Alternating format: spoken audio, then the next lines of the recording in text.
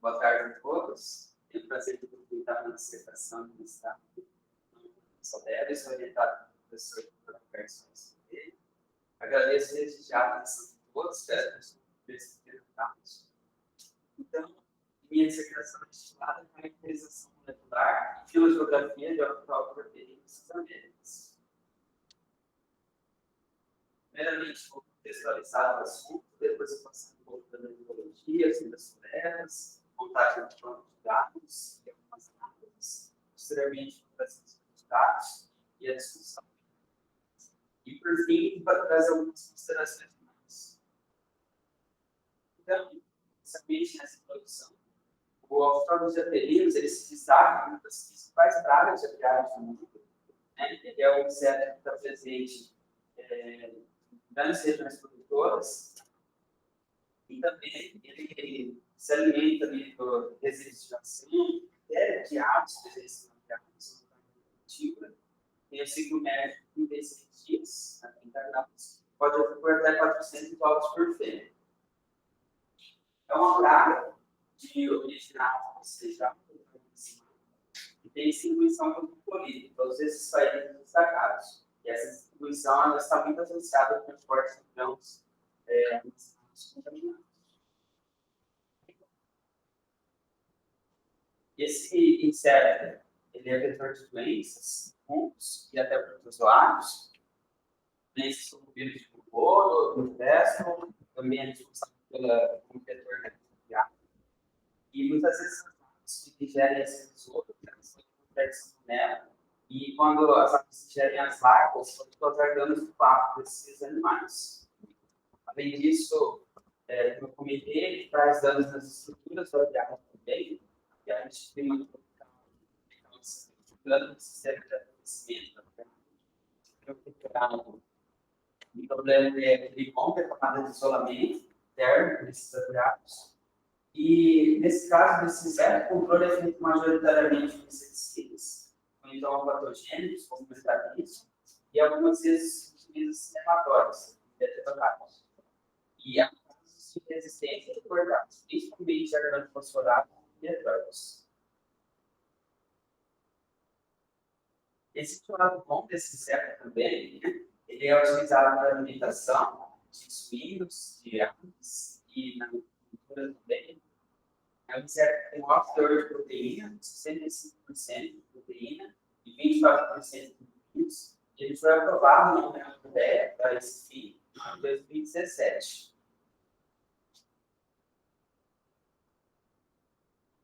E nesse inseto, os principais campos de estudo atualmente são o controle, o manejo dessa praga, a abordagem das autoridades para compreender melhor a distribuição dessa praga, a dinâmica populacional, se essa praga está se expandindo, se ela está migrando, estudar melhor essa espécie invasora, que suas rotas de dispersão, principalmente no continente americano, ainda não foi explorada. Nesse sentido, essas informações podem ser valiosas para auxiliar no manejo dessa praga.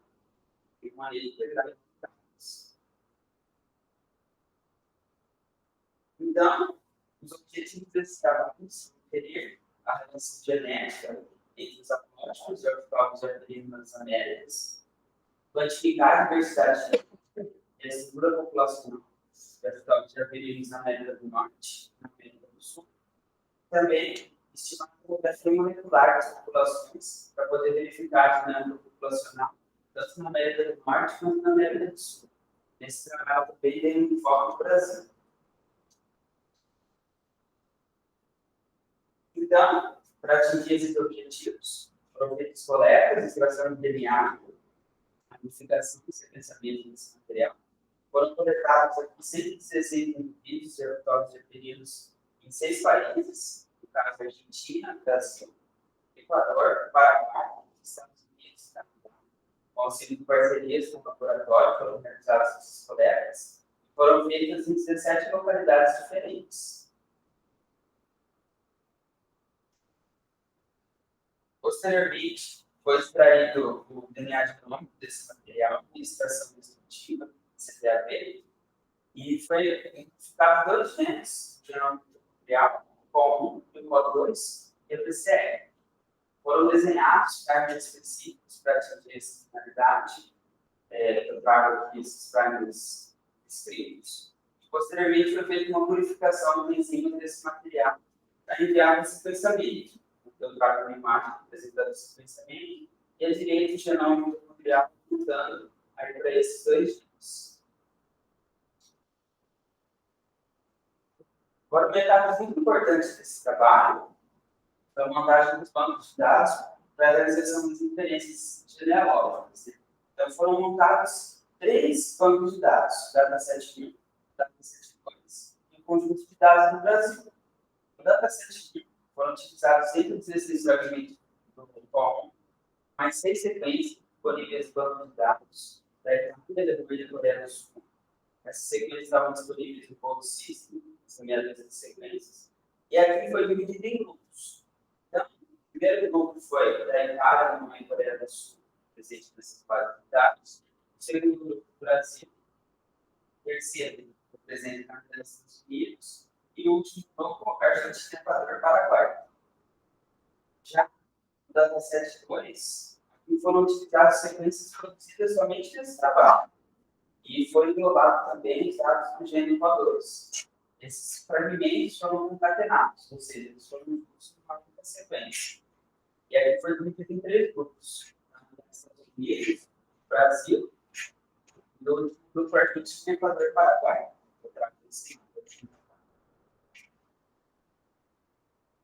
E por último, como eu havia comentado, foi dado enfoque no Brasil. Então, desses 116 indivíduos coletados, 66 foram no Brasil. E aqui foram utilizados fragmentos do foco e 2 também concatenados. Aqui foi dividido nesses seguintes grupos: Piauí e Pará, São Paulo, Mato Grosso, Minas Gerais e Goiás, e grupo ao sul, representando Santa Catarina, Paraná e Rio Grande do Sul. Todos esses dados foram utilizados para redes de apoio, utilizando o programa POPArt. Além desse programa, foram utilizados mais 2 programas para calcular a diversidade, a estrutura genética e a demografia molecular. Então, foi utilizado o DNSP, no qual foi calculada a diversidade haplotípica, o número de haplotípicos, a diversidade nucleotípica e o número de diferenças nucleotípicas, e o software DAVINCI, no caso, foi calculado nesse programa de estrutura genética. Foram feitos testes de validade, testes de testes. Também foi calculado o business distribution, compreende o síntese de SSD e mercado. Isso eu vou explorar um pouco melhor mais à frente. Então, passando aqui para os resultados para a discussão desse trabalho. Então, foi elaborada aqui uma rede de hipóteses de protótipos de aprendidos baseados somente em como. Esse caso, o primeiro dataset, então vale lembrar que foram 116 indivíduos do código, mais de 6 sequências disponíveis nos bancos de dados.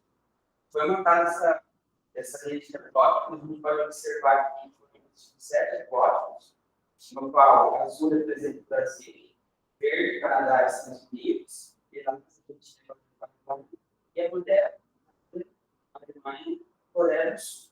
A gente pode ver que existem dois apóstolos predominantes, correspondentes a H2, e que o Brasil também está distribuído em todos os apóstolos. E apresenta também esses apóstolos, como pode ver esses apóstolos. E existe apenas um passo no personagem deles, então é uma relação recente desses apóstolos.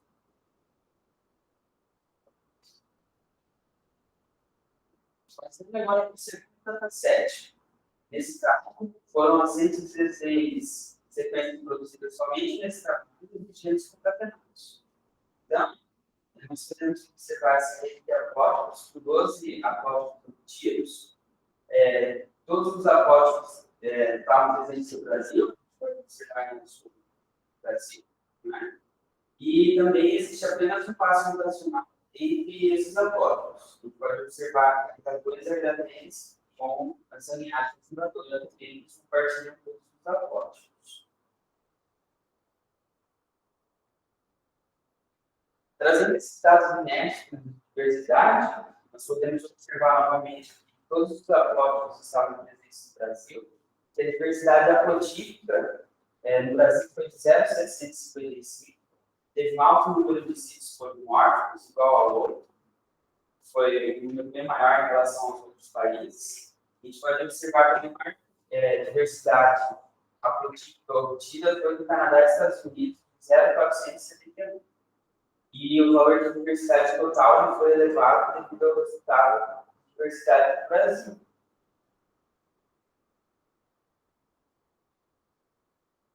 Então, a presença desses dois apóstolos predominantes que eu trouxe, todos os países amostrados, eles indicam que houve apenas uma única linhagem invasora.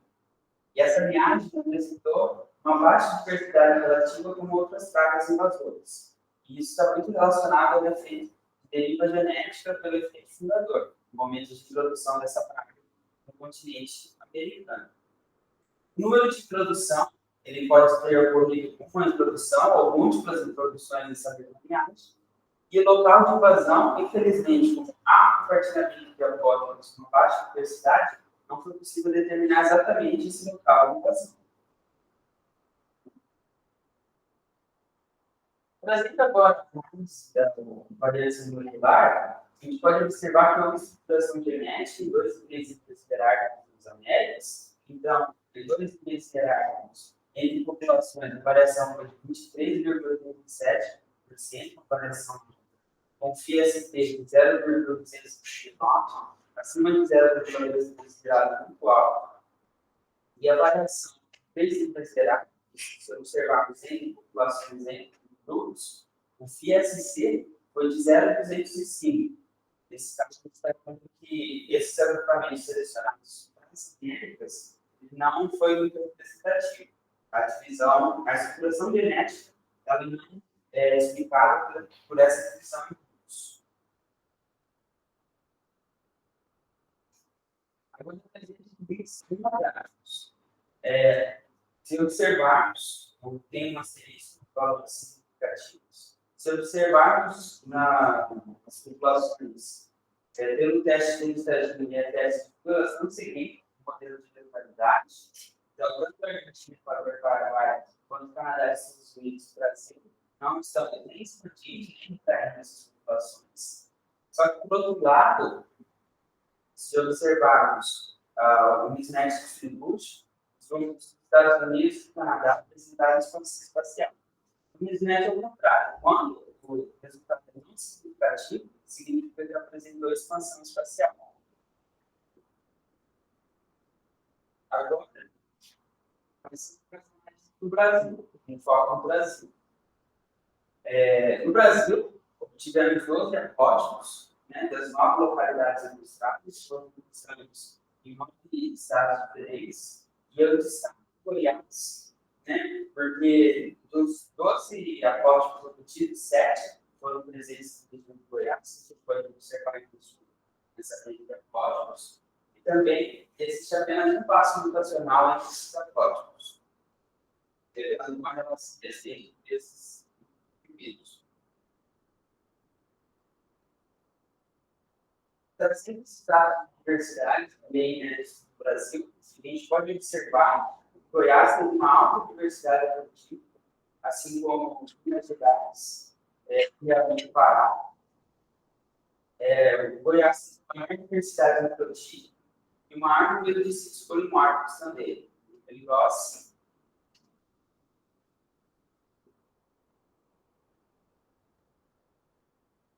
Essa distribuição dos indivíduos do Brasil, elas são condicionadas principalmente da deriva genética, que é eutrópica, ou seja, a deriva genética ligada ao ser humano.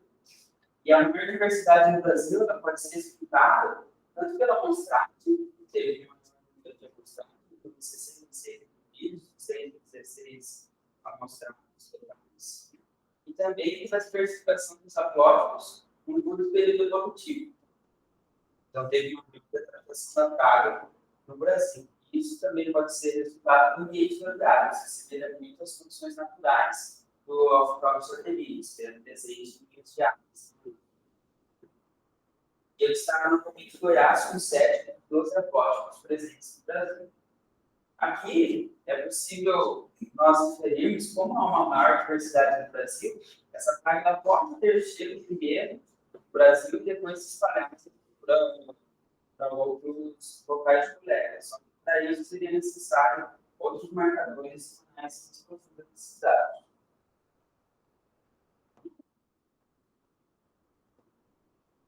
Trazendo agora da variância molecular, somente no Brasil, e nós podemos observar que houve também estruturação genética em 2 níveis esperáveis em populações de uma variação de 2,76%, com índice de fertilização de 0,7, que é considerado um valor alto. E nesse caso, diferente dos grupos das Américas, aqui foi muito bem explicado a divisão de grupos, a estruturação.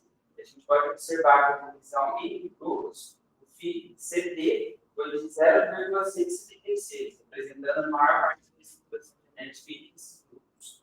No caso do Sul, Centro-Oeste, Sudeste e que é o Imparáveis ao Norte. Agora, os índices demográficos do Brasil, a gente pode observar que as populações do sul do Brasil elas representam um efeito de custo significativo, representado nessa imagem pelo asterisco, menos 3,699. Quando os fatores são negativos e significativos, isso significa que essa população passa por uma seleção amplificadora, ou então, numa sucessão populacional recente. Já que essa questão de custo, contraste a esse resultado, teve apenas um local no sul do Brasil, pelo INSPET, foi possível observar a expansão espacial em todos os locais do Brasil. Então, todos os locais foram não significativos. E o INSPET corresponde que houve uma expansão espacial em todos os locais. A estruturação genética dos mundos do Brasil ela é resultado de uma baixa movimentação da praga, provavelmente por isolamento por distância, principalmente condicionada à deriva genética neantrópica. E nesse caso, essa alta estruturação traz um resultado muito interessante, porque essas populações sendo diferenciadas, elas possivelmente podem responder diferente às formas de manejo, ou seja, ao controle biológico, ao manejo de pesticidas. Nesse sentido, o manejo dessas pragas deve ser regional ou local. Os testes de neutralidade, nós podemos observar que, de maneira geral, as populações seguem neutralidade, então há que ter uma restrição natural genética, porém, existe uma exceção no sul do Brasil, e isso pode ser condicionado devido à prática de manejo e conectividade entre as regiões produtoras. No desenho desse custo, essa expansão espacial obtida, ela pode ser resultado principalmente da dispersão neantrópica, como já trouxe nesse trabalho. Então, trazendo um pouco a explicação desses testes, como vocês puderam notar, foram um pouco discrepantes os testes demográficos. Isso se deve principalmente à estatística do teste e à estrutura populacional. Ou seja, quantitativamente na teste do grupo, a diversidade dentro da população ela é considerável. Já no instituto, considera a distribuição das diferenças entre os sequências. Pelo lado da estrutura populacional, o vegetativo é a teste do que vai incorporar a estrutura genética desse teste. Já o Business Institute não considera essa estruturação. Nesse trabalho, essa parte de diversidade é obtida, então, ela é resultado de um forte efeito fundador, uma única linhagem invasora. Nesse sentido, devemos evitar as reproduções dessa praga para não aumentar o genético dessa praga invasora. E, por um lado, essa baixa diversidade, ela gera a implicação de ter um baixo potencial genético para o melhoramento, usando a produção de proteína, né? Apesar dessas populações estarem estruturadas. Nesse sentido, seria necessário realizar mais coletas, por exemplo, de origem sincera, para obter uma maior diversidade, visando essa explicação. Eu trago também a abordagem genômica como trabalho posterior desse estudo, né? Porque nesse sentido poderia se realizar as diferenças das relações genótipo e fenótipo, visando controle e também melhoramento de insetos. Passando para as considerações finais, nesse trabalho, a gente pode observar que uma muito caminhada invasora, baixa diversidade global, infelizmente não foi possível detalhar exatamente as formas de invasão desses insetos. Há uma maior diversidade genética no Brasil, dos exóticos, né? Sugeri, então, que ele poderia utilizar o Brasil, ter entrado no Brasil, dispersado em outras regiões, mas precisava de mais resultados para concluir isso. E a instabilidade demográfica, exceto no Brasil, que é um brasileiro, teste de fundo, e só que se colocar a exploração espacial na América do Norte, na América do Sul, exceto no Equador, Argentina, Paraguai. E a verdade genômica, então, ela também é uma possibilidade para elucidar melhor esse processo de dispersão, essas rotas de invasão e adaptação de autóctones sobrevivos. Então, eu gostaria de agradecer a presença de todos, a Universidade de São Paulo, a integrante de pós-graduação em Tecnologia, o Laboratório de Tecnologia Molecular de Hidrópolis e a CAPES pelo financiamento desse trabalho. Muito obrigado, estou aberto a perguntas.